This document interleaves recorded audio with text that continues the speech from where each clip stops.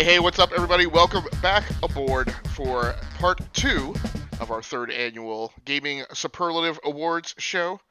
This is the Enough to Keep Going weekly games podcast where 4 intellectuals, deep professionals, patrons, and parishioners of the art and design and evolution of games get together every week to discuss what we've been playing, what's going on in the biz, and the social state of video games in this day and times, in this year of our gaming, 2019. And gentlemen, as I look around the table, full of tidings and good cheer and friends and yes, even family, I realize that when we take these headphones off here in about an hour and a half, we will have closed the books on another year of broadcasting and gaming discussion. And we'll be setting the table for 2020. We recorded last night, and by now listeners and viewers probably have watched that episode. If you haven't, I would recommend that you go back and check that out because we're going to be picking up right from where we left off. If you haven't, just in case, each and every year, at the end of the year, we gather back around and go through our list of the Gaming Superlative Awards, which if you went to high school, and you remember, most popular and most likely to be successful, that's kind of what we do with our consideration of the game's releases for the given year, rather than do a game of the year and declare the best game in every single critical category. We think of it more, I would claim a little more holistically and realistically in terms of how the average Joe on the street consumes games. We don't declare necessarily a specific game of the year candidate, and we definitely don't arbitrate ourselves to unanimity. What we do is we set up these categories, these gaming superlatives, and it is down to the individual choice for each co-host and member of the team. So we went through the first 8 categories last night. We have 8 more to go tonight. As we go through each of those categories, based on our different criteria, typically the Game of the Year equivalent will come up in one of those categories for each of our co-hosts. One of those has been declared. SwissGuard dropped last night that his GOTY equivalent is Control, which I'm very impressed by. Control for me is kind of like the spiritual. It's spiritually akin to a lot of the Arcane Studios games. So it feels like Prey and Dishonored to me in a lot of ways. And I guess probably Remedy and those studios are kind of stylistically similar. I love the pick. Good on you, SwissGuard. Tonight we pick up with most likely to be mentioned in other media as pop culture. I'm not exactly certain who ended off the rotation with the lead off, so I'm just going to run it just like we did last night. So I'll lead this one off since Vella's seat is empty for the time being. Most likely to be mentioned in other media's pop culture. That pick for me is Call of Duty Modern Warfare. Last year, which is, I don't remember if this category has always been around. I firmly remember it being there last year, and it was invoked primarily by the nature of Fortnite and its impact on the industry and the fact that moms and pops and people who aren't gamers are aware of Fortnite. And so I went for a similar pick this year. This is one of these categories that this may not necessarily be a game that we've played, although I have played this year's iteration of Call of Duty, the redubbed Modern Warfare. But this year you also have the effect of the mobile version of Call of Duty Modern Warfare, which I think is exposing even more people to the franchise and definitely making it an additional topic of conversation just because it's going to come up in people's windshields on their mobile phones, typically through advertising or front page placement on the App Store or Google Play. And so there we are. Prime, your pick for most likely to be mentioned in other media as pop culture. I went with Star Wars Fallen Order, just because it's, we got the movie coming out soon. And even back, I think this was released about a month or so ago, I believe. And obviously it's Star Wars, so it doesn't have anything to do with the movie per se, but it's Star Wars, so people will kind of go a roundabout way of mentioning the game possibly. So that was my big pick, which unfortunately I have not played yet, but hopefully I'll play soon. Are any of you guys Disney Plus subscribers? I joined over Cyber Monday with the $6 for the year. Okay. So, yep. Is Disney advertising Fallen Order on Disney Plus at all? I have not watched enough Disney Plus to tell you if that's the case. Okay. No, there's That's no ads as far as I've seen. okay. So I definitely see and understand this pick. And what it leads me to say when I first saw it is, well, of course, pretty much any video game that's associated with Disney becoming the kind of 800-pound gorilla that they are is going to get fair press. But now I realize, I'm like, it's weird to me that Disney didn't push Fallen Order itself. It was all on the back of EA marketing. Um, when the whole reason that the game came out when it did was because Disney was pushing and said, look, this game has to be out on time because of the movie dropping a month later. Right. This So seems like an easy kind of pre-Mandalorian ad in terms right, of cross promotion. Yep. right, or even like tack it onto the end of the credits. So just How strange. how much does Disney actually like get involved with like the gaming side of their properties? I know there was some talk with Battlefront 2 Right. that there was like some torquing of the screws, but beyond that, like Apropos. I haven't heard like Disney really worry about it too much. Well, Like the whole gaming wing. I know that they're involved. I mean, any Star Wars property, especially, has Disney involvement because all those lore archivists or whatever are Disney employees, so they lord over continuity, um, and what pieces of the lore they're allowed to touch. Um, so I know that there's that. So I would think, you know. But again, I guess because from my perspective, it's their involvement in the deal in pushing the schedule. Um, just would have it's just surprising to me that with all the marketing venues that Disney is pushing down now, like with the Avengers coming out next year and everything, that there wouldn't have been the drop of Disney Plus was an all hands on deck, right, kind of thing. So it's just surprising to me that it wasn't 360 degrees and that Fallen Order wasn't swept up in that big marketing push. Fallen Order in conjunction with Rise of Skywalker wasn't swept up in that big marketing push, which was just would have further led to even greater credibility for Prime's pick. Swiss, let's keep you on the mic. Most likely to be mentioned in other media's pop culture. I kind of went with the direction that you did last year, with the moms and dads of well, we're moms and dads, but we're not muggles, as you would say. The muggle moms and dads with Minecraft. This is just it's I think it's the best selling game of all time at this point, right? Officially. So my kids are nuts for it. There's all sorts of Minecraft. You walk into Target, every other T-shirt and pajama and underwear item in the boys section is Minecraft related. So, I think it's out there.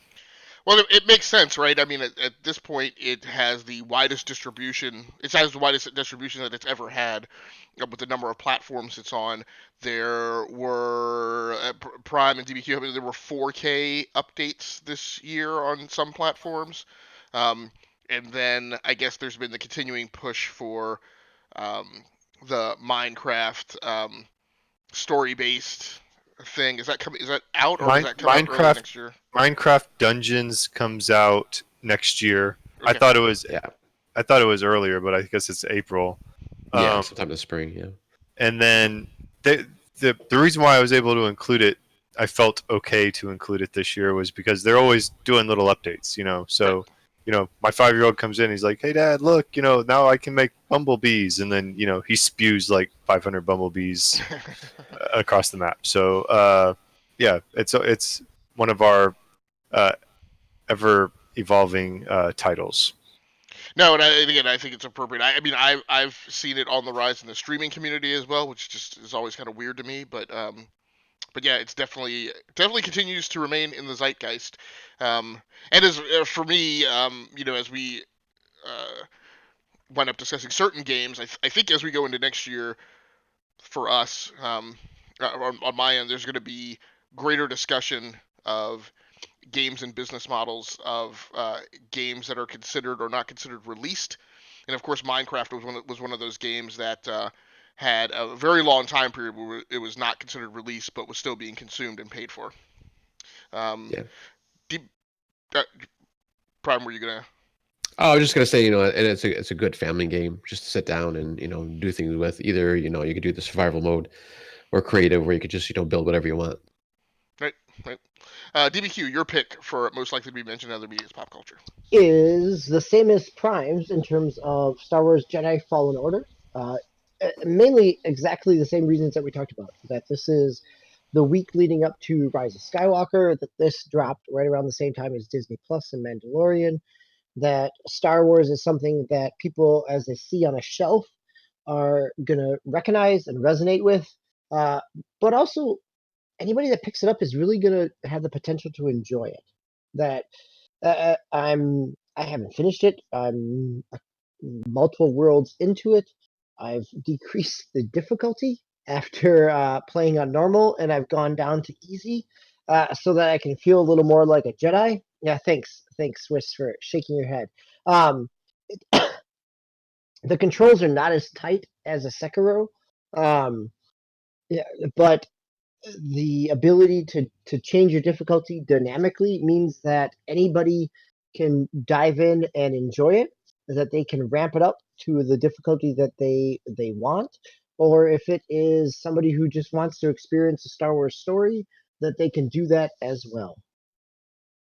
I've been seeing that actually a lot in various games, is just the dynamic difficulty setting. It's like you start the game, what difficulty do you want? Oh, by the way, you can change this at any time through the the options menu. I mean, I'm sure it's been more than just 2019 that they've been doing that. It's just I noticed that with Death Stranding recently, so I guess that's becoming kind of more of a thing. Well, and I think that's part of, it's hard to know what difficulty level until you actually get in and start playing something, right? Like, until you know the mechanics, how do you know that the parry system is going to be difficult for you, or you want a wider timing window for that? Or in Death Stranding, yeah, right? I can see where that makes sense. Well, what's interesting is, of course, sports games, in particular, one of the companies that we continuously vilify, not necessarily us, but the internet continuously vilifies, Electronic Arts, has had reactive scalable difficulty for years now. So many of their games, and I will add, MLB The Show has this as well. Yep, where, dynamic difficulty. Yep. Yeah, where you set it, but then the game tweaks the difficulty level based on your performance. And based on you, I mean, you can kind of optimistically lock it, to a certain, around a certain paradigm or center point or whatever. So, interesting that more games don't have that. On to the next category, gentlemen. Most likely to regret trading or not playing in 2019. Now, this is a category that wavers a skosh around how it's actually worded. In general, this is either, for a lot of us, it's a game that you wanted to play but didn't. I guess in this day and age, we'll have to start saying it's a game that might be sitting in your one of your various subscriber repositories that you just didn't get around to playing. So it's sitting there staring you in the face. You have access to it, but for whatever reason, you didn't get around to it. It may be a game that you picked up and traded in, although as our own instances of physical media continue to dwindle, that's becoming less and less the actual articulation. And in a lot of cases, it may be a game that you procured, but just didn't get back to as many rotations and repetitions as you would have liked. With all that being said, Prime, why don't you lead this category off? Yes, this is actually a game that I had mentioned earlier, or I should say yesterday, for most likely to be game of the year for most media outlets, and that is Sekiro, excuse me, Shadows Die Twice. I just never got around to playing this, and mostly because I ran out of time for my game playing, and I just kind of settled back to my Rocket League and Fortnite games, just to get a quick fix of just playing something. So, but I definitely want to get around to playing this, and I know it's got a lot of good reviews. I think it just got Game of the Year at another a gaming website. think it was GameSpot, maybe. I can't remember. One of them had I just saw today that it was Game of the Year. So definitely want to get back to this and try it out. Now, are you able to pause this game? That I don't We're know. waiting for Swiss. I'm not sure. I think you can. I think you can pause this game, and I'll let Swiss answer that. But it is not something that is always connected to online. What was the question? I'm sorry, I had a rogue Invader. bedtime. Are you able to pause Sekiro? Yes. Okay. Without there's getting beaten up or murdered or something. Yeah, because there's a Can you? Now you're making me question it. I'm trying to remember when I go into the menu system.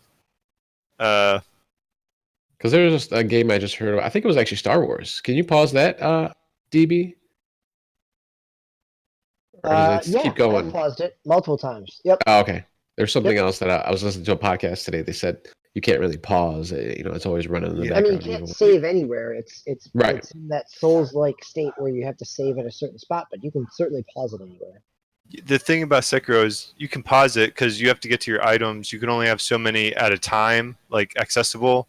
So you can go into the menu and use another item or put it into your inventory. That being said, like DB said, there's only so many times that you can save your progress. However, if you use whatever to make your attack stronger and then you die and you reload back, you do not get your item back. So your item is burned permanently. Yeah, I know part of the paradigm of this game is it can be a little punishing. And so I wanted to ask that question because I wanted to know if that plays into this dynamic of not getting around to it or not putting as much time into it. Destiny 2, as much time as we put into Destiny 2, for my kids at their age, it is not something that I want them to see up on the screen.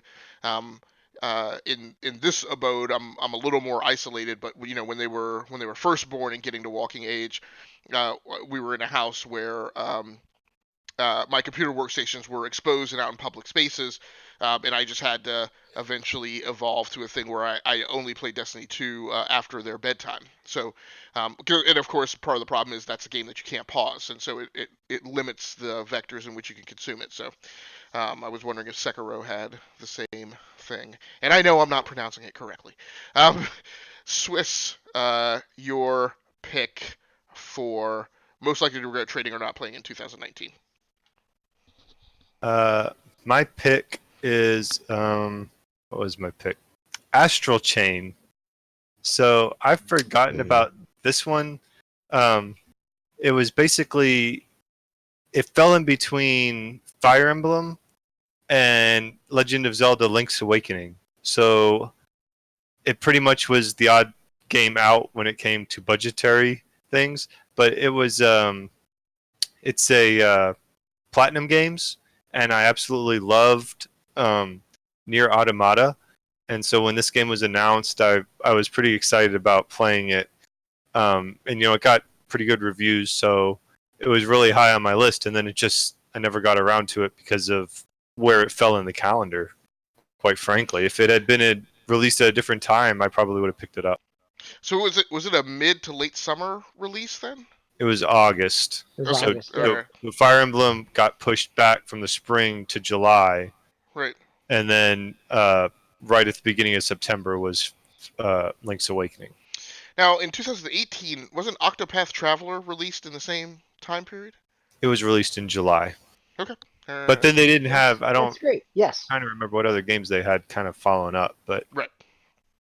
Right, yeah, it may not have gotten pinched the same way Astral Chain did with similar IP coming out on the bookended sides of it. DBQ, your pick. So, as somebody who picked his hidden gem as a visual novel with NeoCab, I'm going to go to the Game Awards winner for RPG and Disco Elysium as my pick for a game that I passed on, a game that I did not play in 2019. And part of, maybe it's a price point. I don't know that I want to spend $40. I'm going to wait for a sale. or I may wait for a console version of it, which are both coming in 2020. But the narrative aspect, the kind of ins and outs of the choose your own, well, the not even choose your own, but just the narrative of Disco Elysium really intrigues me, and so I know that that's something I want to get in my rotation next year.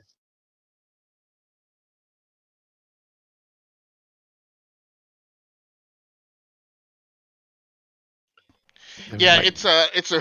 it's a weird one, right? Because in a lot of cases, I would like to say Disco Elysium should be a lot of people's pick, or should be an eligible pick for people for a game to be most likely to be played when you're sick. The problem is that game is so text heavy. Like you can't, like I can't imagine playing that game and not having all your wits about you because you've got to dig and crawl through so much text. Um, and I know that's a thing that puts me to sleep. So uh, maybe others might fare better, but good pick, good, interesting pick. I have played some Disco Elysium. Um, it has its upsides.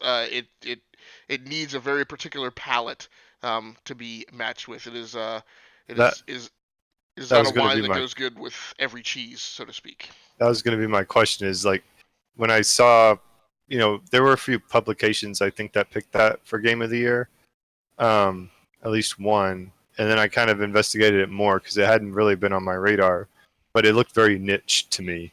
Yeah, I can't see it as a game of the year pick. I think it's getting a lot of nods for best indie game, um, and some other minor categories like storytelling and things like that.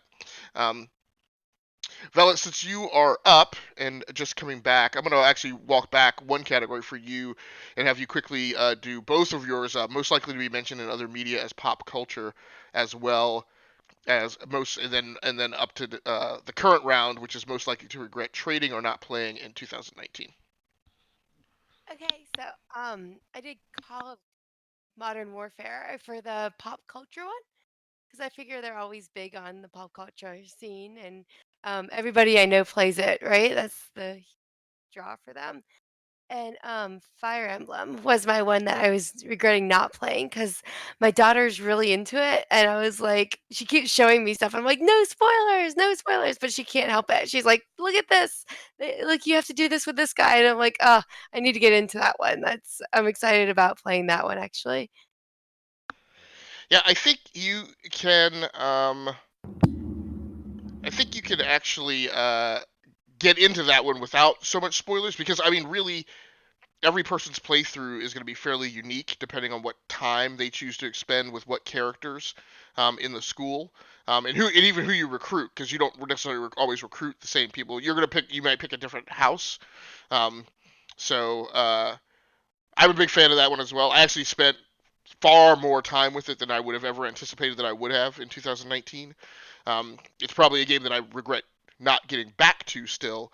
Um, but yes, it is a deeper well to dive into, to be sure. For me, the game that I most regret not getting back to is I spent a fair amount of time with the Division 2. It was lined up fairly quickly just after release to run in parity in my own gaming schedule alongside Destiny 2. But as the year went on, and I went back and looked through like my logs and my video logs and everything, it turns out to be a game that I didn't get back to as much as we slipped into the fall as other games. And I think maybe just because I didn't have other people that I was playing with, which is a weird thing for me to say in 2019 because that's typically not a dependency that I have. Um, but uh, but there it is. I think also maybe because visually, well, I still would claim that I love the Division 2 and what it does.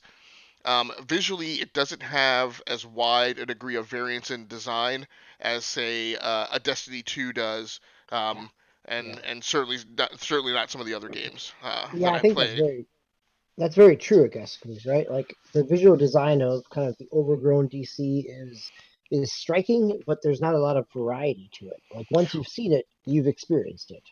Yeah, and really, what I mean, I guess I should be more specific. It's the character. Like it was hard for me to latch on to the feeling of individuality and branching variants in my character as my character progressed. I mean, you'd get new weapons, and the weapons have different levels and capabilities, but it didn't feel like, you know, one submachine gun, me pulling that out, was the same as pulling a different submachine gun, right? Whereas in Destiny 2, right, you have a definitely striking difference in the variants of the weapons. Probably a good chunk of that is not enough skins. I hate to say it, into the Division 2, whereas you get a lot of that. Like when I skin a thing in Destiny 2, I do get this little dopamine hit of satisfaction, right, for individually characterizing that weapon. Um, and like skins are very stingy in the Division 2, like incredibly stingy. Um, so there we are. I've been Fortnited.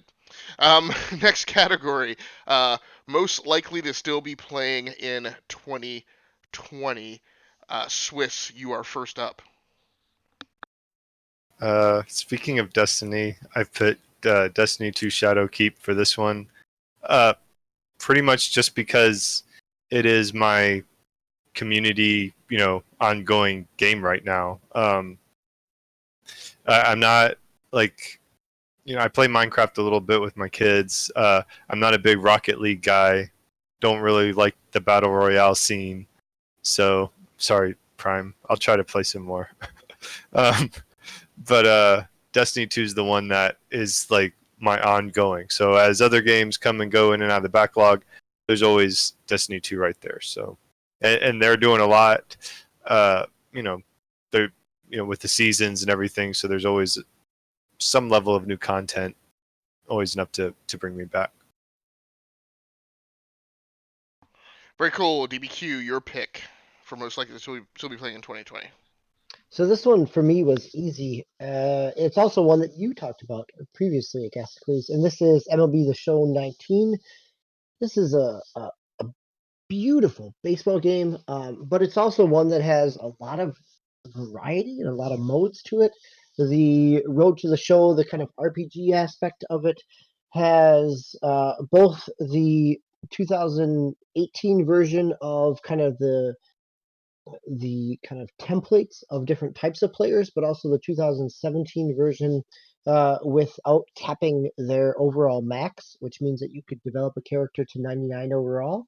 But it also has a really great mode related to March to October, which kind of jumps you in without having to play an entire, 185 or 183, whatever the MLB season is, that you can jump into kind of key games throughout a season and take a team through, kind of playing not only the game but also certain scenarios within that game. So they'll launch you into the middle of inning 3 with 2 outs and 2 runners on base. So there's a lot of pieces here. So as I'm not sure what's going to happen with my adoption of the next generation, I know that I can be playing a great baseball game in 2020.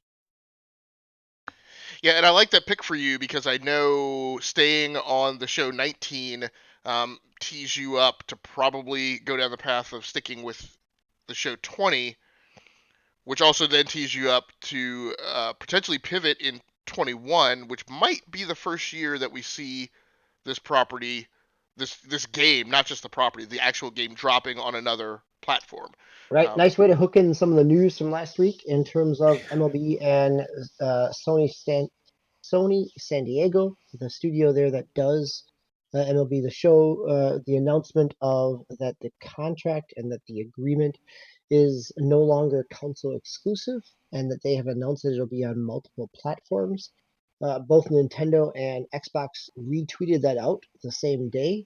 But again, we don't really have any information, but it'll be really interesting to see what this means come 2021. Yep. Yeah, that was my runner-up story for the biggest surprise. Vella, you're most likely to still be playing in 2020. I choose Shadowkeep too. I think Swiss copied off my notes, but no, I really like that game, and we've been having a lot of fun with it. So I can't see switching right now, but yeah, I really like Shadowkeep so far. So Yeah, and you guys are the second couple that I know that kind of plays that game alongside each other. It'd be very interesting if you guys ever get that bandwidth upgrade out at your house and can start live streaming. Because there are many viewers to be captured by the No- notion of Nobody, a married nobody wants. couple. Yeah, nobody wants to. Well, maybe people do want to hear people sniping at each other. It's like deposit the moats. Deposit the moats. What we really want to hear is, Mom, I can't go to bed. Dad, I need a drink of water. um, and so for me, and here's some of the discussion that I'll get into about what 2020 looks like, because I think 2020 is going to be a starkly different year for this show, because I think, as we've kind of each mentioned, everybody's kind of queuing up in a different space than I think we have in years past. Um, this is kind of the first year that we're all collectively talking about we're not sure what we're going to do with this next console generation. Individuals of us have wavered in past years, but at the end of the day, we've kind of all known that we were all going to stick our head in the sweater of the next gen fairly early. But this is the year. I mean, there are more choices now. The digital age is on the rise. We're not as firmly steeped in the physical instantiation of given product loyalty. Cloud gaming is on the rise. Things are going to be different. For me, I've never been an MMO guy. I'm starting to tumble down that path. My most likely to still be playing in 2020 is Star Citizen, and that is an MMO, and it's piquing my interest into other MMOs. And it definitely has some impact and some causality in choices I'm making. Because the game's still not released. It's in an alpha state. I encountered a major crash and bug that caused me to lose like 2.5 hours of work playtime Sunday night. I was all teed up last night to get off the podcast and play Warframe. Before I went to work yesterday, I actually installed that game on 2 PCs, re-signed into my account, started the game so that I knew that I wouldn't encounter any like startup friction in launching. But when we got off the podcast and I tried, like, I could not play Star Citizen. That's when I went back and queued up. I'd actually disconnected my flight control system and like put it underneath like a table. But I broke it back out and plugged those USB jacks back in. Well, Yeah, don't go ahead. think that we didn't notice your Star Citizen T-shirt that you were T-shirt last wearing night. yesterday. Right. Yes, that is starting to intermix into my wardrobe. So this is unquestionably this is what I mean. There are some things that could happen as I took a nap today. I also thought about the changing landscape. We'll talk more about the news cycle at the beginning of the year when we do our year and really what for us will probably be a decade in review, two-part series to kick off the year after we come back from hiatus. One of the new dynamics of the news cycle is people's personal behaviors are much more getting out in the news cycle. And as I was thinking about like how I'm becoming more and more dedicated to Star Citizen, I was like, oh, from the perspective of somebody who's never been dedicated to any singular property, I'm like, man, I'm really being set really up for like if something comes out that somebody in Star Citizen has just done something like toxic and immoral, that's gonna potentially put me in a tizzy about what I'm gonna do. But I think of that again just from the aspect of when you get latched onto like a singular thing. Um, but uh, but more and more throughout this year, that game has roped me in and tickles all my fancy from all the multiple game modes and genres that I like to play because they're all packed into one game. So that is what I will be continuing to play in 2020. Prime, your pick for most likely to still be playing in 2020? Yes, that will be Pokemon Shield. I only really play this game in kind of short spurts, so I think it's gonna tide me over until probably until the next Pokemon game comes up, because that's pretty much how I played Pokemon Go or Let's Go Pikachu the year before. So I can see myself just keep playing this game, and I think just visually, like graphically, I'm enjoying this game more. It doesn't have kind of that.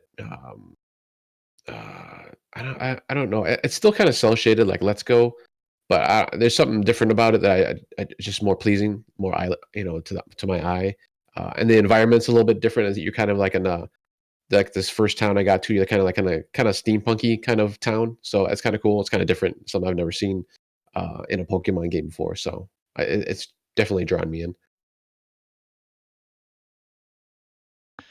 Okay, and at this point, we're going to step across into some new categories that we're introducing. One of the thoughts that we've had now that we're into the third iteration of this is to maybe start kind of pre-flighting some new categories so that we can roll them into the rotation. So when we come back and do this next year, some of these new categories might replace some older ones that we've run for the last couple of years. Or probably some will replace, and then we'll also filter in some new ones. So it's a way of us kind of test flighting new topics for the Superlative show for a year to kind of get our teeth into them and see how they play, and then decide if we want to roll them into the roster proper. So the first of those now is developer or publisher with the best attitude in the face of adversity category. So in a year hone well with strife for many I don't know any developer and publisher that came through 2019 without stepping their foot in some cow patty somewhere along the way, with the exception of maybe I would say, well, I guess if I said that it would indicate my pick, so I'll leave it alone. DBQ, your pick for this category. So my pick is Microsoft, right? I mean, this is the company that this generation has, as of last week, has been surpassed by Nintendo Switch in terms of console year-to-date sales, with a good 3-year lag time. This is a company that is hungry for what's coming next in the generation. This is a company that has had to deal with the Don Matrick box in front of your TV and running your cable through it, and had to deal with a legacy of peripheral in terms of the Kinect. And even if I enjoy my Kinect, it has still been something that Microsoft has had to deal with. Microsoft is the publisher this year that came out of E3 very willing and eager to work with other companies, that came out of E3 hungry for the next generation. So Microsoft is my pick for this category. All right. And we will round the corner into one of those elements of potential controversy and conflict and strife amongst the co-hosts. My pick for dev or publisher with the best attitude in the face of adversity was Blizzard Activision.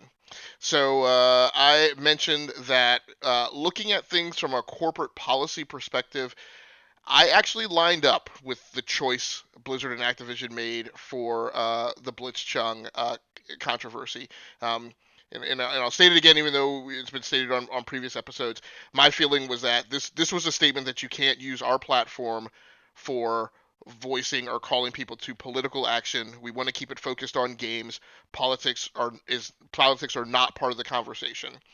I think that graded against most of society, because most society in a democratic, Western Hemisphere perspective, want to support the notion of the Hong Kong citizens, and what is arguably a fight for civil rights. But my statement was, but we can't pick and choose when we want to champion something like that unless we're open to the notion of then that platform being used for things that we don't agree with. And so the example I always go to is, had that been a white supremacist or an anti-Semitic, I think most Americans and Westerners would have definitely said, no, no, no, no, no, you can't use the platform for that. And my statement is, well, if you say you can't use the platform for that, if you're supposed to be a corporate arbiter and you're supposed to make a level playing field, you have to say you can't use the platform for any political statement. And so I personally think that they made the right policy choice. Now, I will agree that where they fell down on was communicating that, and making that clear and transparent and open to everyone.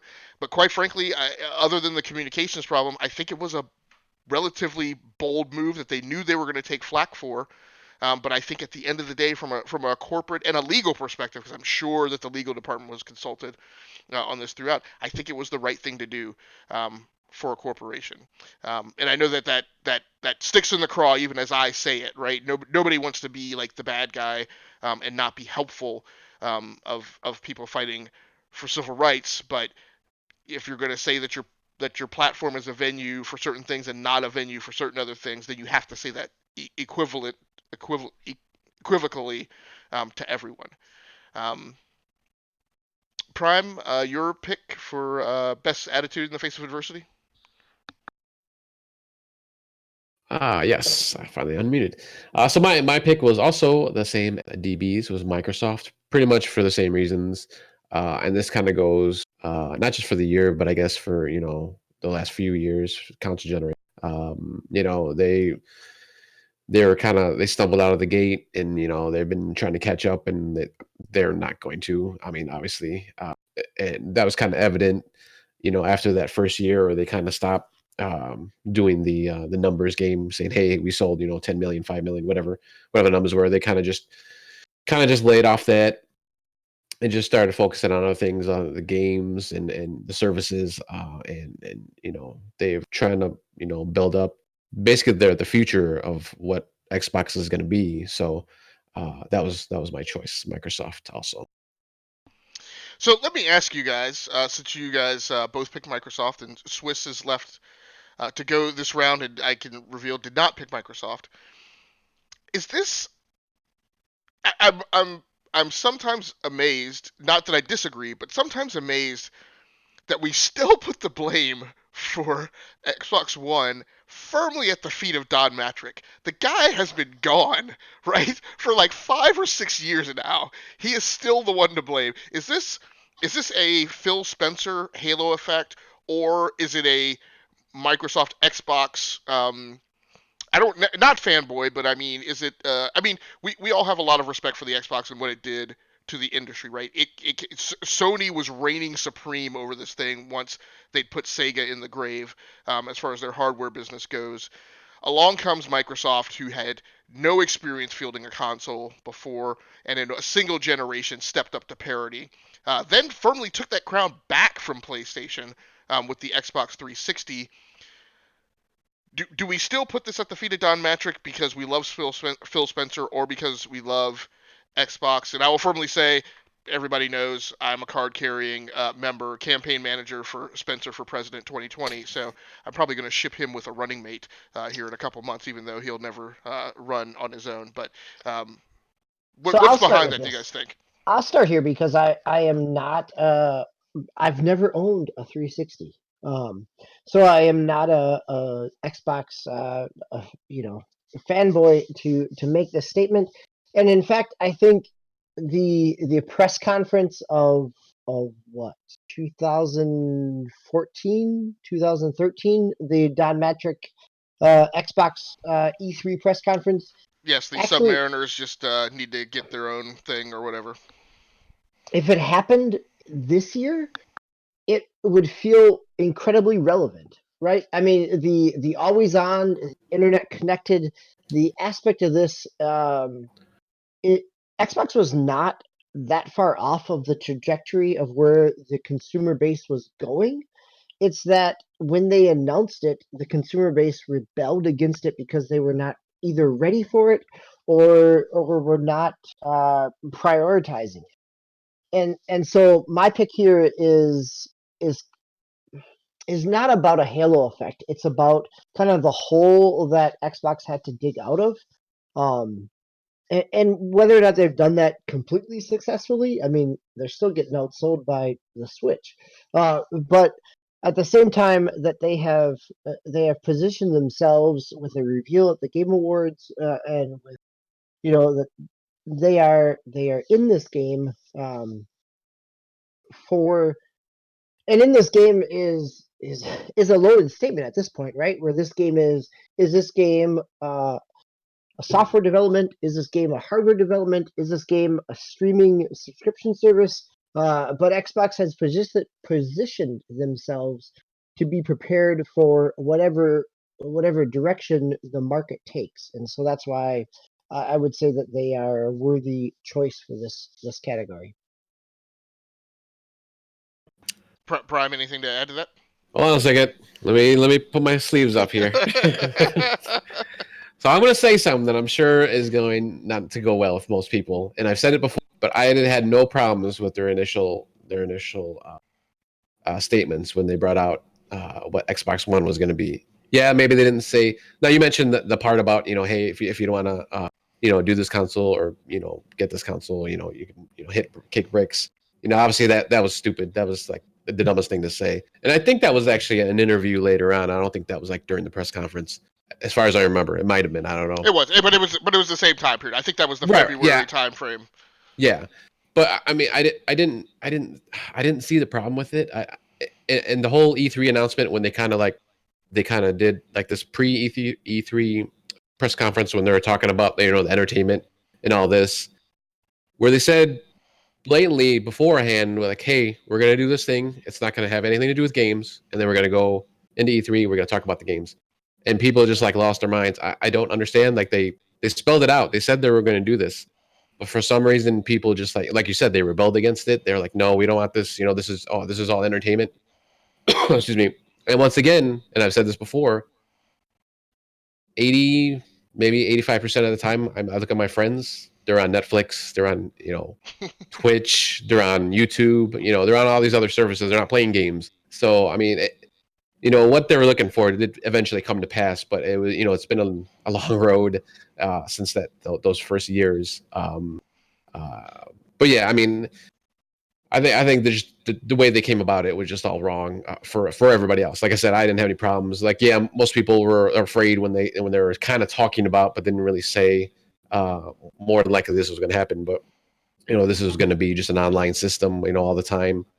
Then you got games like Destiny, and you got games like what was the other one you were talking about earlier? The Division 2. Division 2, which is all online and stuff like that. So I mean, they might have just been maybe talking about this stuff a little bit too soon, possibly. So and I think you guys are absolutely right. It was all in the way they framed it. Let's look at the reality. First of all, I completely agree. Gamers did this to themselves a little bit. Two, there was a ton of hypocrisy. Like, I personally believe, might not be correct, I personally believe in the alignment of PC gamer to console gamer, where those two gamer personalities are concurrent. I believe that most Xbox gamers are also PC gamers. And so most of that community was well exposed to Steam and Valve and not being able to play Half-Life when you didn't have a Steam connection. And that when that was initially rolled out, it was a percent like the you can play Steam if you haven't phoned home for a little bit, right? That wasn't implemented till later. When Half-Life 2 first came out, it was a firm lock to like, oh, no internet connection, no Half-Life 2. So yeah, but yeah, it was all about. I mean that always online thing was framed, and I understand what they were trying to do, but it was framed as the new draconian regime, right? It was framed that, hey, let me tell you about all the stuff that's bad first. And I know we all get trained, as managers and leaders to give everybody the bad news first, so that you can end with the bad news. That didn't play out well with the Xbox thing. But yeah, but as you said, Prime, the reality is, and PlayStation 2, the reality is these things need to be online all the time. They just quietly went about doing that underneath the covers and behind the curtain over the last 6 or 7 years. Because let me tell you, if you unplug your PlayStation 4 from the internet for a long period of time, you're going to have a painful coming back online, right? So these things need to be online all the time. And I completely agree with you, DBQ. Maybe the world just wasn't ready to hear that in so blatant and open and transparent a way, which is a shame because in this day and age, it seems like what gamers especially want is they want companies to be open and transparent. But yeah, it didn't play out well. I think it's just funny that we continue to, and I'm not saying you guys are wrong. I do the same thing. I just think it's funny that Don Matrick's name continues to get dragged through the. Usually there's, in corporate America we have this joke about like the period of time after which you leave a company that everything that's wrong gets blamed on you because you become the new scapegoat because you're no longer there. Don Metric has well exceeded the statute of limitations on that time, but he still continues to be blamed, which I think is hilarious. Inappropriate. let's see. Swiss, your pick for Denver publisher with the best attitude in the face of adversity. I wasn't sure where to go with this one.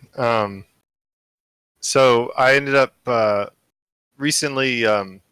Hello Games released No Man's Sky Beyond update, and they're still pumping out free content, and pretty significant updates to No Man's Sky, and just remembering the hype that was built up to that game, and then the incredible crash afterwards when the game just didn't meet what people's lofty expectations were, and unrealistic expectations, and part of that was Hello Games' own fault, I think. Going on late night TV and pumping the game up and everything, but they got through the really bad the bad publicity, and then they just keep trying to craft the game into what they really always wanted it to be. And every time the update comes out, people are like, wow, this is, they're really improving it. And I feel like the game's gotten more popular as time has gone on. And it's just, for me, it's like you look at them compared to a BioWare. And so Anthem was getting, I don't think it got to the hype that No Man's Sky did, but it was pretty hyped. And then they didn't meet those expectations, and then we haven't heard anything.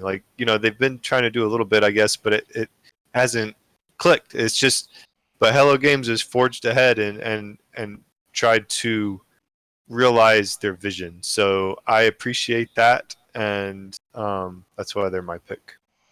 No, I think it's a great pick too. I mean, they have well exceeded coming back and meeting their minimum, mea culpa, and restoring the game to kind of what maybe their original vision was, and definitely what gamers asked for. And other than that one EdgeBlip where I guess if you had bought the game before, if you were gonna, because did it come to Steam with that first upgrade? Was that its first iteration on Steam, or was it?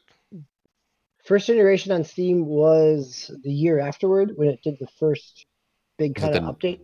Was it the next, or was it the one after that?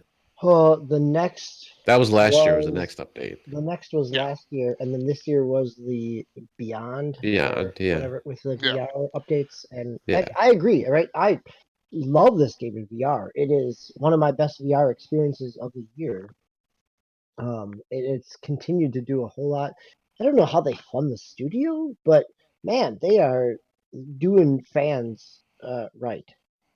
Yeah, that's a secret sauce that I would definitely like. Like, is Sony still funneling them money, or has that been decoupled and they've made enough now where they're doing it on their own, or what? Maybe they just got such a fat check initially that they're able to just work with it. So who knows? Yeah, very impressive. Very in the stick-to-itiveness to the product. I'm really impressed by that. And do we still have Vella, or?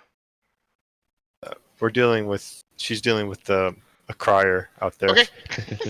no problem. We'll wrap around on the next topic, which is next category, which is best game or service or subscription for sharing games with friends or family, which can include the easiest way to gift gamers. This is one that we're still kind of struggling with, and this is why I say I think it's not a bad idea to kind of prototype these 1 year, so we can kind of go into the next year thinking about how we want to mold and craft this. This actually came up as an idea because DBQ, for one of our picks plays, gifted us all some credits on the Nintendo eShop for the purposes of purchasing. Help me out again. Killer Queen Black, right? Yep. And I was impressed by how easy that was. And then I've had occasion this year to also be gifted some credits on Steam and things like that. And I was like, well, as time is going on and the models are evolving and we're getting into cloud gaming and digital and all that stuff, like the notion of transference, and it's definitely been a topic I know for all of you guys. as your families have gamed, and now you have consoles, and this notion of family accounts, some of which has been a struggle with certain platforms and consoles. Sometimes just in understanding how it works. Like I've listened to all of you guys at various points say, one co-host be frustrated and say that you can't do something on this platform, and then another co-host say, oh no, you can, but it's all this Byzantine Minotaur maze to swim through to figure out how in the heck it is you're supposed to do that. It will continue to be a bigger problem as we roll into this next console generation. And for you and you guys, as your kids get older, and now they're entering ages where they may potentially want their own accounts. So I thought this might be a good topic to tee up, as it may serve us in good stead over the next few years. My own pick for this, and I kind of was a little flat on whether or not there was any clear winner in this category. I picked Apple Arcade simply because of the fact that, and again, I don't have this enabled for my kids yet, but you can, iOS probably has made the largest strides in enabling family account management across multiple devices, and then controlling the flow of content across those accounts to those individual devices, giving you a parental administration console to manage it, and then being able to sign up for Apple Arcade and then share that out to those devices. And the wonderful thing for kids with Apple Arcade games is the Apple Arcade policy is there are no microtransactions in those games, and so you can comfortably and reliably put them in the hand, put an iOS device in the hands of a child, give them exposure to Apple Arcade. You also have that, not saying it's right, not necessarily saying in every avenue from every 360-degree perspective I agree with it, but in general, Apple has a tendency to try and keep risque content and stuff like that out of the App Store, and you could be fairly confident that you won't get any of that in the arcade. And then couple that with the fact that when you give it to a kid that they can't process any microtransactions, it makes it a pretty decent way to share games with your family. My kids right now have Kindle Fires, and I do like that as well. And then I subscribe to Family Playtime, so that gives them access to tons of content. But obviously, but the gaming options on the Kindle Fire, given its anemic performance envelope, made it not be a pick for this. Prime, what is your pick for best way to share games with friends or family and or gift? Yeah, I mean, I was kind of struggling with this one just because I don't really do that too often. But Xbox Live it's pretty simple when you go into a game. For the most part, you get the buy as the gift option right underneath where the regular buy option, and then you just put your password in, and then just pick whoever you want to share it with or give it to. So fairly easy. Runner up with this one also just for a specific game because I played a lot. It's Fortnite. Once again, you can gift skins and back blings and all this kind of other stuff that you can get in the game. Fairly easy. Once again, it's right there where you go to buy something. You just gift it to whoever's on your friends list. So pretty easy. When you go to do that on Fortnite, are you able to deconflict whether or not it's something they already have? Oh, that I don't think it's. You know what? I don't know. I'm not sure. Okay. I never noticed that. Do you know if you're able to just gift them like V-Bucks so they can go buy like their own thing, or? No, it's only cosmetic stuff. You can't gift V-Bucks. So. Okay. All right. And then for your kids, are your kids at the point now where they have their own Xbox Live profile, or are you having to deal with managing multiple accounts on an Xbox device for them? Yeah, they have their own. My son has his own account under the family plan that I have. It's not too hard. Yep. Okay. Gotcha. Although I'm sorry. to go on a tangent here, parental controls are horrendous on Xbox.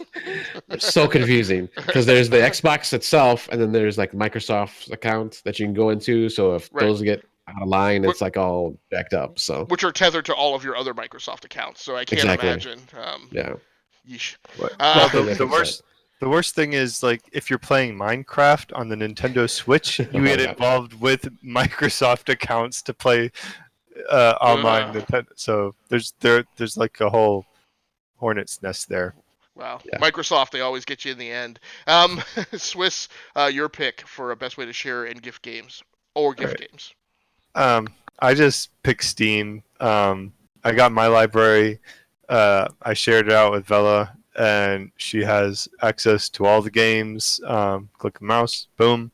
And no, we can't play them simultaneously, but that's an understandable restriction. You wouldn't be able to do that on a PS4 anyways, or an Xbox. So that's cool. Whenever you buy a game, there's a button there.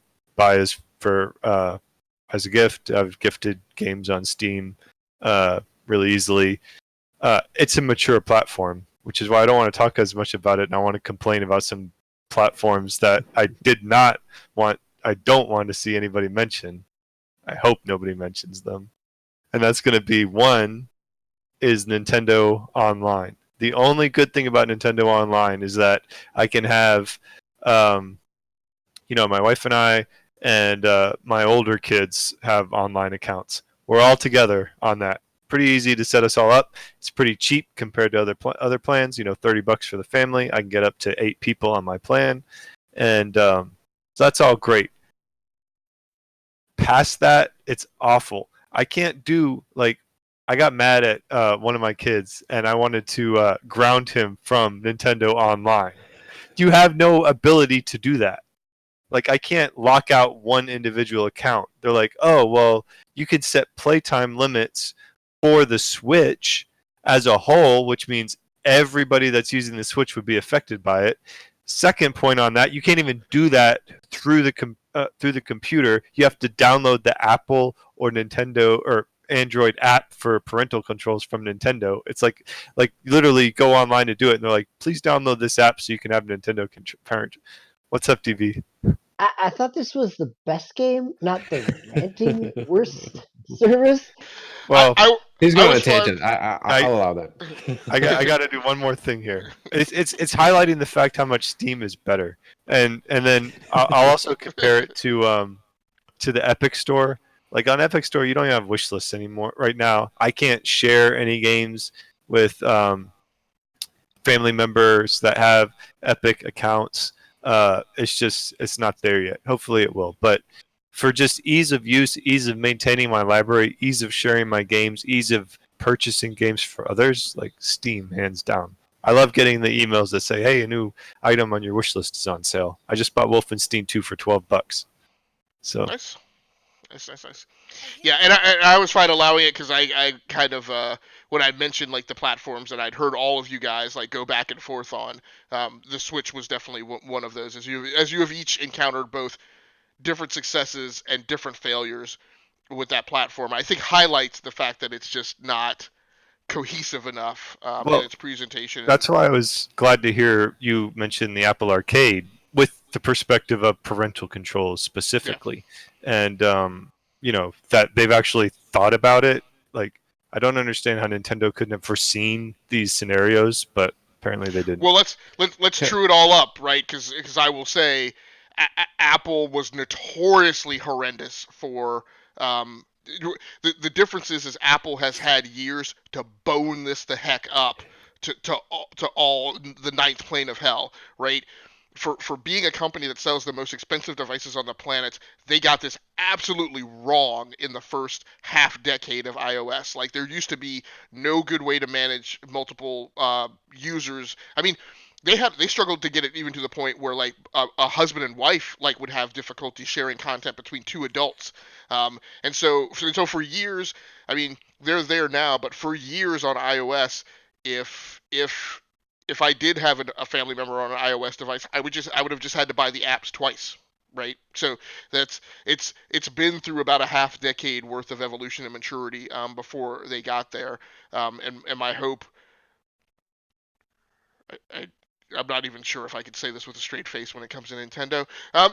My hope would be in Switch 2.0 or Switch Online 2.0, they nail this down, or by working more with Microsoft, Microsoft helps bring them along, at least in terms of platform capability. Even though, like we said, Microsoft has their own things. Is anybody else going to interject opinions before I went on to the next in rotation? So DBQ, your pick for this category. As someone who subscribes to, let's see, EA and EA on PC and Xbox, and I resubscribed to Humble Bundle, PS Plus, Xbox Live, Xbox Ultimate, Nintendo Online.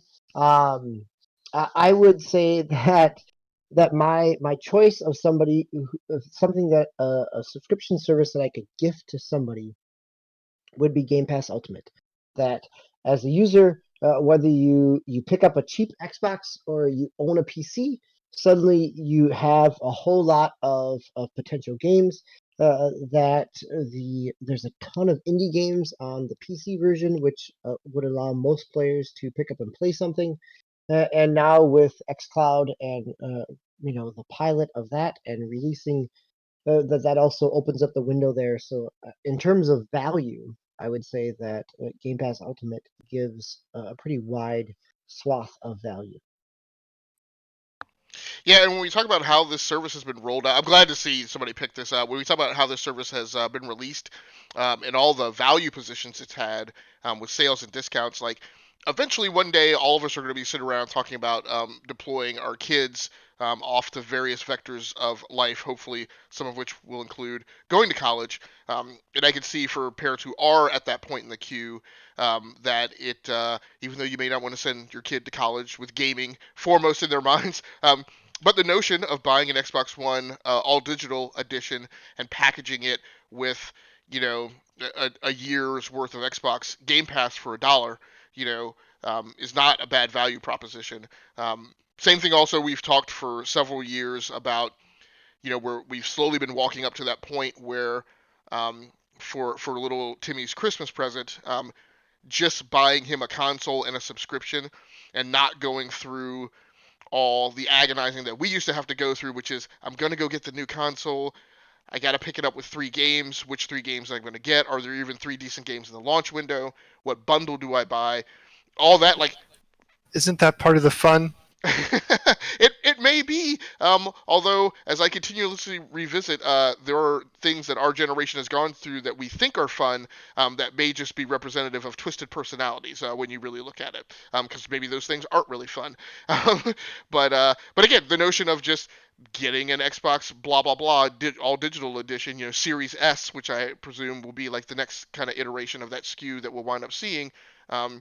And just getting a subscription and not wailing and gnashing of teeth over what elements of a game library, with the notion of a Series S including now all backwards compatibility, again, just go get the box, right? Don't worry about picking up games and bundling. Now spend that money on an extra controller or whatever.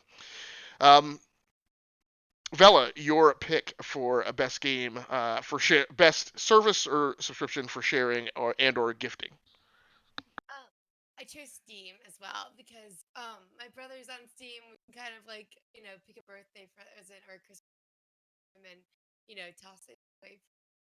So his wife is actually on Steam, so I feel like that's gonna be big for us. So yeah, I really like and Greg just so I can start putting wish lists in for my stuff as well. Yeah, that's got to be an awesome thing to share across couples. My wife and I share like a couple of different shopping lists and stuff, but for various reasons of our personalities, we don't share things like such as our Amazon account. It would be nice, however, if I could, like, if we did, and I could just like put things on my wish list that she could see to get me. So that's got to be a nice plus with the Steam family integration. Next category is one that we're also trying to square down on exactly how we're going to define it and how we're going to use it. We wound up calling it Best Story Craft, and we went back. It started off with a pitch that I had to be Best Narrator, because for some reason it was in my head this year that there was this that I liked, like the narrator voice in games, who kind of gave you the voice over and it gave you all the exposition in a game. We talked through that about being like best narrative, best presentation, and we wound up getting nailing it down to, for right now, to best story craft, which is just, in a world where games are, there's a heavy percentage of our conversation now that involves games that don't present a story, right? That are just content, that are just mechanics. We felt like we wanted to start breaking out and singling out the best story craft, best story delivery for a game. Prime, why don't you start this category off for us? All right. So this one was a game. Actually, it came out for the Switch this year, but it was already on other consoles and PC, I believe, last year, maybe even a couple years ago. And this is my game is Hellblade: Senua's Sacrifice, and this game kind of really came out of left field for me. And this was one of our picks plays for our kind of Halloween spooky game that we were playing for that month, a couple weeks there. And it's just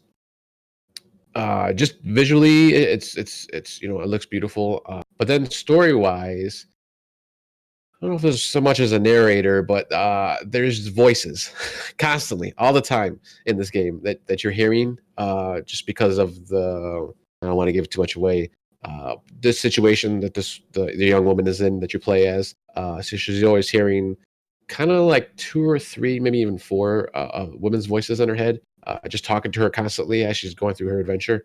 And then she kind of shifts over to this male voice. This, once again, I don't want to give any details away, but it's she finds something or someone along her journey that you don't actually see. She already has this object or this thing that she's carrying around, and that man's voices come through her during her.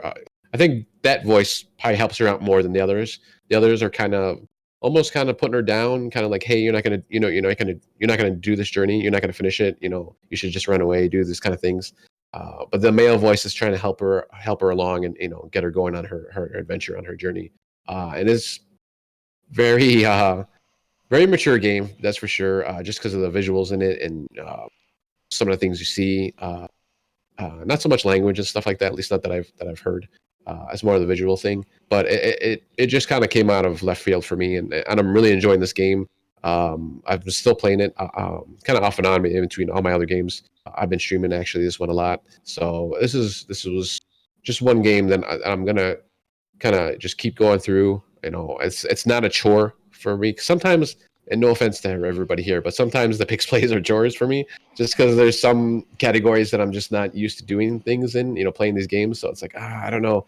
And this was kind of one of them, because I don't usually play scary games or spooky games, but it's more of kind of like it's a mental thing. It's not really, like jump scares, and there's kind of gorish stuff in there, but that doesn't really bother me. So it wasn't a big deal. But yeah, and obviously they just announced Senua Saga, which is Hellblade 2, coming out some point for the new Xbox coming out next year. I don't know if it's going to come out next year, but it'll be probably within a year or two, I would think. So that's my choice. Okay, very cool. Swiss, your pick for best storycraft game. I had a couple of different games I could go with.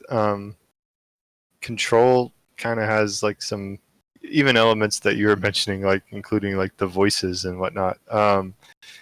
There's stories that I enjoy in a lot of the games I've been playing, but I ended up going with Fire Emblem Three Houses, and partly because I wanted to get this game in a category somewhere, and it just is the way it fell.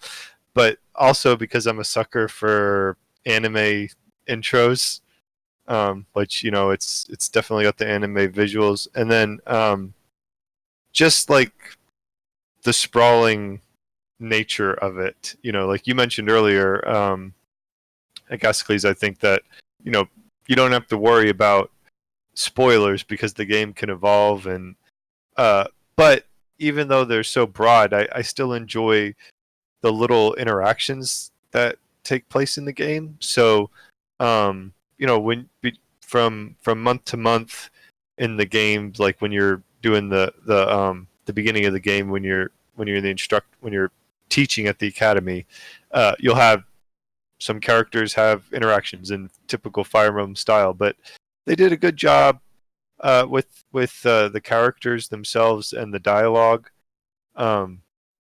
So I like the characters, and I think that's pretty much why I'm pulled in. And I know I'm not as far in as I'd like to be right now, but I can already see some threads of the story really kind of exciting me. I love the characters Sothis, and just some of the little things they do. Like there's a character, she's in the Black Eagle house, and she's kind of from a foreign land, and so she doesn't speak the language quite right. So everything she says is kind of this like butchered form of English, and it's pretty, it's really fun. So Fire Emblem. Yeah, this is once again. I'm glad to see this game coming up in so many different categories.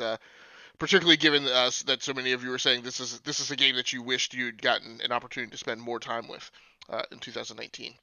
DBQ, your pick for best storycraft. So this is my turn to mention Control, as Swiss just talked about.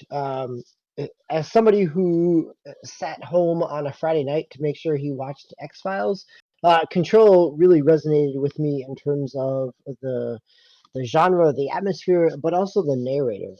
Having Jess and the character there give kind of the voiceover and give us a story, but also the world building that Control does with so many collectibles and little in-game stories that pop up as you're using those collectibles. I spent a lot of time in my again, I have not finished the game, but in the time that I've played with it, I've spent a lot of time just trying to explore every nook and cranny to make sure that I grab everything that I can in terms of its collectibles. And so Control, I really appreciate the narrative that Remedy has provided us. If I can tag on to that, like I agree with DB, finding the little memos from the office of Control, and like just, hey, we're gonna go out to the bar, make us meet, or to like somebody needs to find where the bathroom went. Like, I mean, it's just it's really crazy. And then I always enjoy one of the head scientists you find. He kind of does these videos, like they're almost like training videos, but they get like a live actor to do it, and he's got like the bow tie and the glasses, kind of like I have, and like nerds it up. But so they filmed him, and it was pretty cool. Yeah, I will go ahead and go a little bit out of rotation here and mention that my pick for this category was also Control. One of my favorite, arguably my favorite game of all time was Max Payne. Also a Remedy joint, and the Control has shades of that same type of story presentation. It's a touch noir. In just kind of how the character carries and presents herself, and how it's conveyed in the exposition and narrative throughout. It's kind of Max Payne 2019, if you will, from that presentation style. A little more dynamic than the comic book noir style that Max did it in, but you can definitely see that common DNA thread going back. And there's emotional elements that are conveyed through that narrative, right? There's trying to say it without sounding too overly gushing. It's there's pain, there's notions of family, there's loss, all those types of things that I feel it's easier to connect with a character on, at least for me and my perspective. Like like the Kingdom Hearts characters, right? Like that presentation style, I'm like the overly joyful thing. And maybe I'm just a morose, twisted human being. But like that like it doesn't. I'm like, all right, come on, let's. But like a character like In Control, and even the guy in Prey, and Max Payne. And again, we're kind of settling on a theme of things that kind of appeal to me probably, but those things are things that I definitely engage and latch in with a little bit more. So I appreciate that story craft in Control. Vella, your pick for best storycraft. Shakira, Shadows Die Twice. It's an amazing story so far. I've been watching Swiss play it when all the kids are down for naps, and it's fun to watch. And you almost can't wait to see what the story's gonna be at the end. And it's kind of funny because I'm not playing the game, so um, it's weird to be excited about a game that you're not playing. The storyline's so good in it that it doesn't matter that I'm not playing. No, and that's one of the telltale signs of something that is clearly a good piece of storycraft, right? Is when a game is as fun to watch somebody else play. I mean, hence the whole birth of the streaming shtick, right? Like the games that are as enjoyable to watch somebody else play as it is to play through yourself. The problem with that is Sekiro is not a game that you can really advance the story quickly. Okay, right. Because there's a lot of fighting boss X for the 50th time, and then now I got it unlocked. True. Yeah, but how many of us have essentially virtually watched a movie by virtue of having passed through a room like every 20 minutes for 5 minutes at a time, and by the time the movie has replayed enough times in a given household or office space or whatever, we know what the movie's about. So As somebody hopefully who drove past a drive-through to watch Ghostbusters, I can appreciate that. All right, we're getting down to we are now at our penultimate category. So best comic relief character in a game. Swiss, why don't you go ahead and lead us off with this one? I didn't play many goofy games this year, really, at all. So most of my games were kind of serious. I tried to dig a little bit into Fire Emblem, but I wasn't really sure. There's not really too many slapstick characters in that game that appealed to me. But then I thought, there is a character in a 2019 major release that is made of Jello, and I figured that's as good as any. So I chose Guigi from Luigi's Mansion 3, just because it's ridiculous on the face of itself. He has a gelatinous doppelganger, and it's Nintendo. They like to do goofy stuff. I think that this is a good pick because as somebody who loved the characterization of this game, right? All the voiceovers of Luigi and all the characters, just the intonations of Luigi. He never actually says anything, but there's always like the right, and there's a lot of humor that comes through that without actually having to say any language. There's a visual language that occurs there.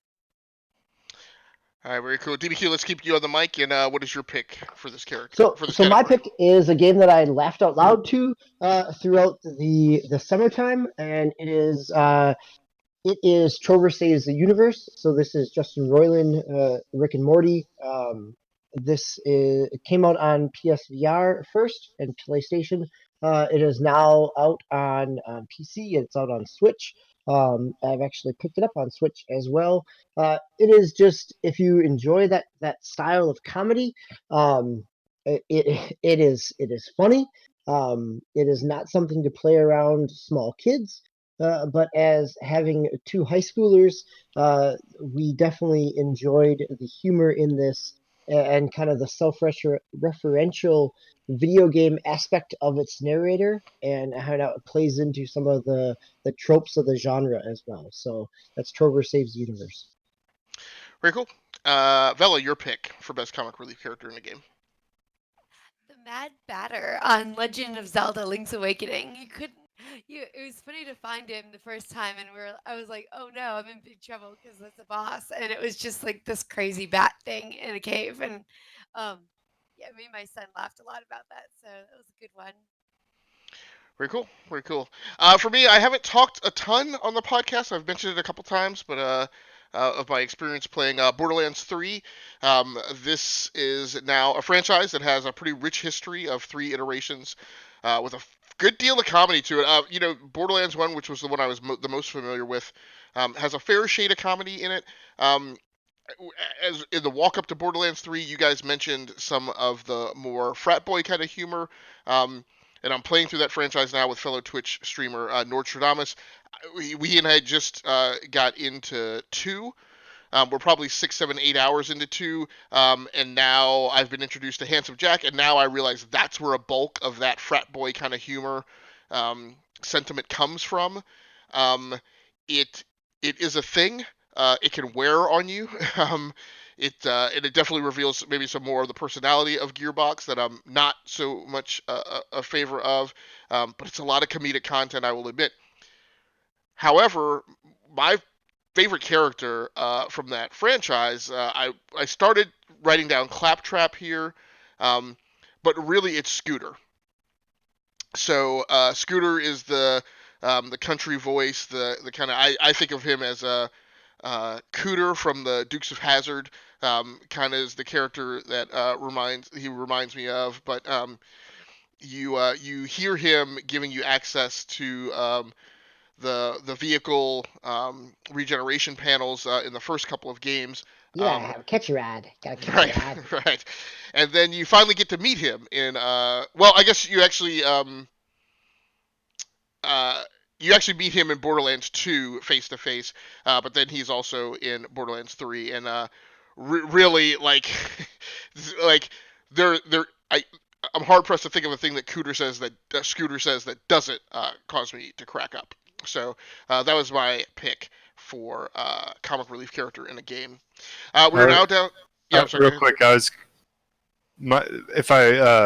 I considered Claptrap Okay. actually, and now that you mentioned Scooter, it's like, I mean, they do goofy stuff. There was a whole Borderlands 2 mission. I don't know if you've gotten to it yet, where he basically enlists you to go ask somebody out on a date on his behalf, and she said, I'll go ahead and do this spoiler. Literally, like, you finally get to her, you announce that Scooter would like to take you out on a date.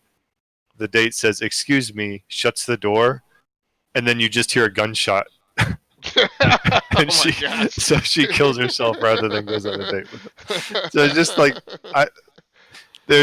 I know the humor can be a lot, but every now and then you're just in the mood for like some really silly, some dark humor. Yeah.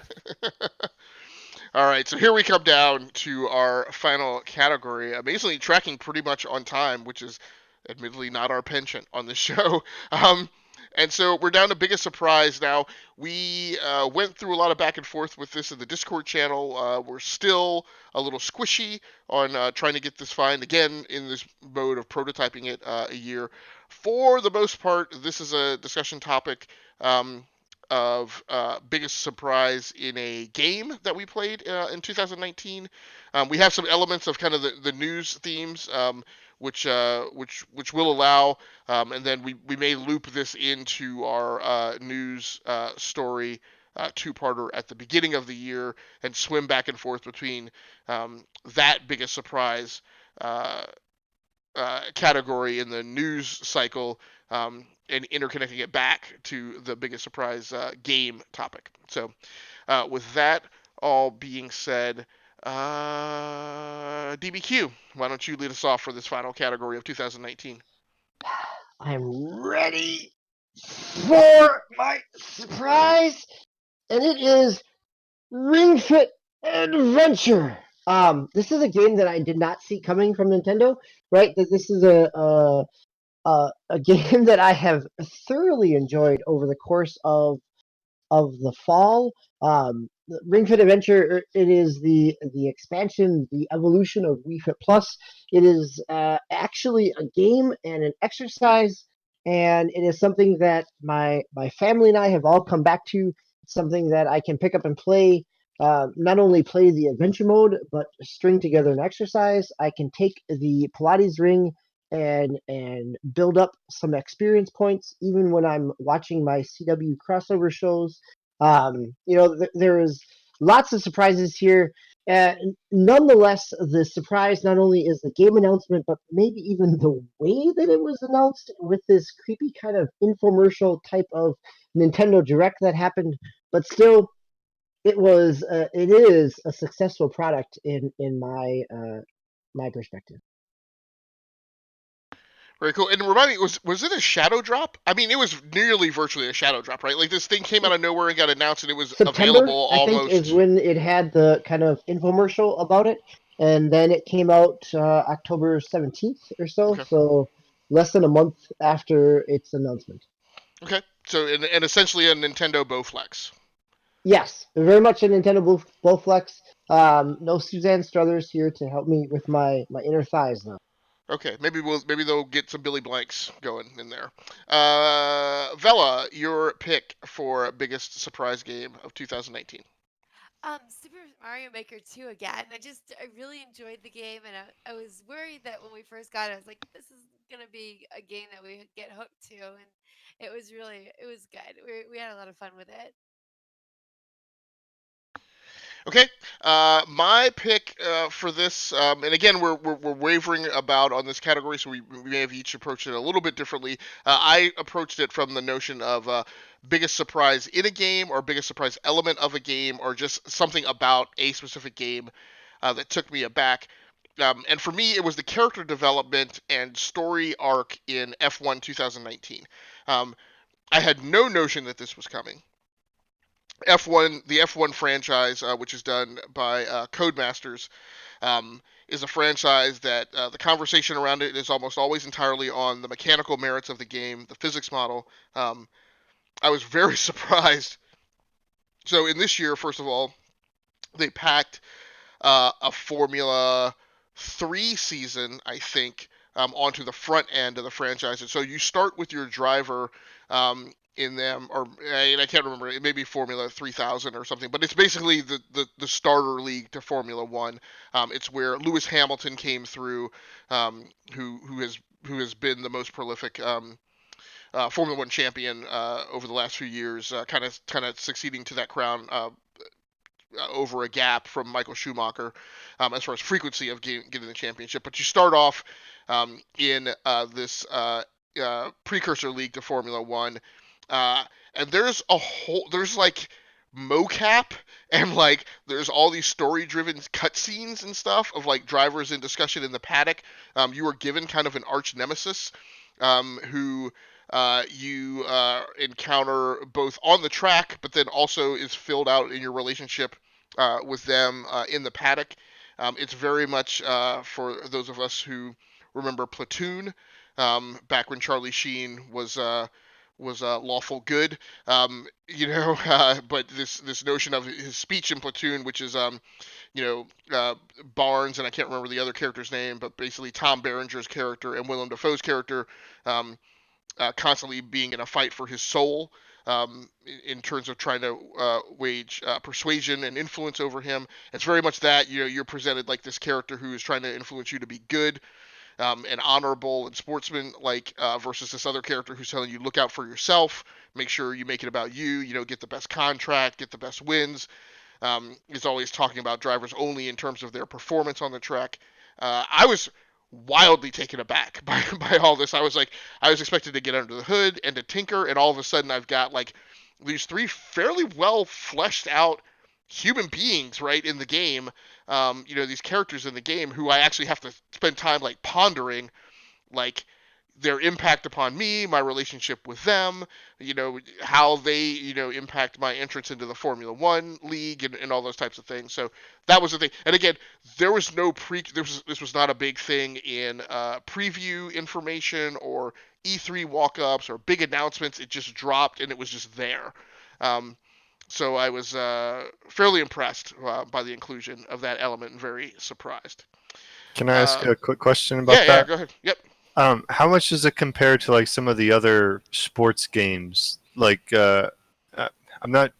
I guess MLB had. I know like MLB and maybe Madden. Don't they have kind of similar stuff where you're like a rookie trying to make it in the league or whatever, or make your way up through the minors or something? Like, how much does their narratives compare to this one?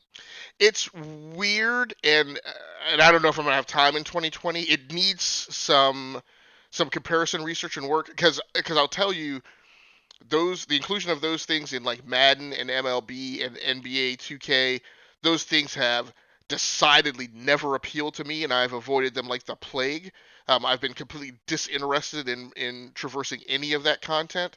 Um, Mostly because, again, in a lot of ways because they did the exact thing that F1 2019 didn't do, which is that stuff is well covered in media and previews and walk-ups, and the dialogue around it is it's always about like the bling and their crib and their shoe deals and all that kind of stuff, right? The stuff that I'm firmly not interested in when it comes to sports. That being said, F1 2019, as far as I know, also doesn't give you an option to avoid that stuff. So you are forcibly made to traverse through that content in terms of the presentation. Now, there's not a metagame that I know of that's associated with that. There's always been a driver metagame just in terms of as you go from race to race to race, there are contract incentives and you have to perform, and that impacts your deals, your negotiated salary and stuff with your team, but it also opens up paths for other teams to recruit you. That's always been there as text, and now it's kind of fleshed out with some of these cutscenes. Um, so it's a bit apples and oranges in terms of like I couldn't avoid it, so I had to consume it. So I worry that my hypocrisy might be maybe that content is okay. DBQ definitely has more time spent down those paths than I have. So it's hard for me to compare, but I also can say that the one difference is you can avoid that in those other games. You weren't given an option to avoid it in F1 2019. Did I answer your question, Swiss, or? Okay. So Prime, let's go ahead and have you discuss your biggest surprise in a game in 2019, or in Yes, the so games in toto. game space. Yes, I went to the more new side, and this is kind of what I was pitching originally. I wasn't really even thinking about like games just in general. Uh, but if I was to pick a game, it would be Hellblade once again because that one surprised me. But my main pick here was the actual announcement and showing of the next Xbox console. So they actually showed what it is, actually on the controller too. Now I think about it, and they gave the name Xbox Series X. Fine, I guess. But just how it was announced, it was announced at the video game. It wasn't their own press conference. It wasn't like a mini E3. It wasn't like their own version of a direct, an Xbox Direct. It was just a 5 minute. I think Phil Spencer had a little bit of a talk at first, and then they showed like a 2.5 minute trailer or something of the actual console and what it was called. So I was just surprised at how it was all revealed. It wasn't. I mean, it was a big deal, but it wasn't like a big deal. It wasn't, like I said, it wasn't like their own thing. So that was my choice. Yeah, and so I didn't tussle with you or any of us over kind of the vector you chose to approach this question because I feel this is appropriate, whether it's a surprise in a game or whatever. The fact of the matter is, Phil Spencer dropping the reveal of the Xbox Series X at the Video Games Award show surprised everyone. Everyone in the media, us included, said there's no way that there's going to be a hardware reveal at the VGAs. But there it is. Shots fired. Well played, sir. I mean, everybody's hot and lathered up. I love the strategy because Spencer choosing to do this at the VGAs means he gets a chance to put it in front of everyone, including players of other consoles that he may be trying to sway to come back to Xbox. If you do this at what are the Xbox Directs now called? Well, they don't really do directs. No, PlayStation does. No, they have a series too, where they a monthly, bi-monthly, quarterly thing that they do. I know what you're talking. That show they do every quarter. Yeah, right. I forgot what it's called right now. Yeah, I know what you're talking about. Yeah, so the thing is, if you do that, you only get the people who are already loyal to your platform, right? Because PlayStation players don't tune into that. So, amazing, gets it out early, doesn't have to discuss what the hardware looks like anymore, has a full year to do nothing but talk about the games in a year where they now have studio numerical parity almost with Sony, and where they're not churning, right? What's going to be really interesting to me in 2020, I'm sorry, I'm going off on this tangent. What's going to be really interesting in the Microsoft story for me in 2020, Sony's churning through a leadership thing right now with a new head of worldwide studios, Jim Ryan stepping into the de facto leadership position. I think Yuhei is back, like heading up indie, like they're in. I don't want to say turmoil, but they've got change that they've got to manage. Um, Xbox and its leadership team is as stable as it's ever been, and they have nothing but a straight line trajectory and target line to fire through going into 2020. So it's going to be interesting to see how that plays out. And I think Microsoft is very clear on what they're doing with the cloud strategy, and I don't think Sony is by any stretch of the imagination. So it's going to be interesting to see how it plays out. Inside Xbox, that was the show. Yes, yeah. Swiss, sir, you get the honor of carrying us out for 2019. So let's go ahead and hear your play for biggest surprise in the game space in 2019. I went in the same direction as kind of like DB and Vella, and just looked at it as which game pleasantly surprised me the most. And I kind of think I mentioned it on the last GX show when DB was discussing his playthrough. It is Sekiro: Shadows Die Twice. And DB had mentioned he's a little struggling with it, and I had said that before I played Sekiro, I had played Bloodborne to get used to that style of game, because I had never played any of the Dark Souls games or anything like that. And I did not like Bloodborne, so I was kind of a little annoyed because I had already I think I had already pre-ordered Sekiro at the time, and then none of you guys were I think had kind of selected at the time, and I was like, well, I'll take one for the team and and play it. And the tweaks that they made to the formula to make it more actiony, and the setting in Japan, made me really enjoy it. And even though there's times when I struggled to beat things, I always enjoyed the challenge of overcoming it, and I felt like I was rewarded with my tactical decisions as I adjusted my strategy. So yeah, it was, given my first exposure was so negative to this style of game, coming into this one, I was surprised at how long I kept with it. I still want to go back to it, and it was a very strong contender for Game of the Year. But this year, I think we talked about it. There was a lot of games that I really liked, and it was kind of hard to pick. But I think I gave, like I said earlier, I gave the nod to Control, but this one was right up there. Very good, sir. So just to round things out, Swiss made his declaration that his GOTY equivalent was Control. For me, it winds up being Star Citizen.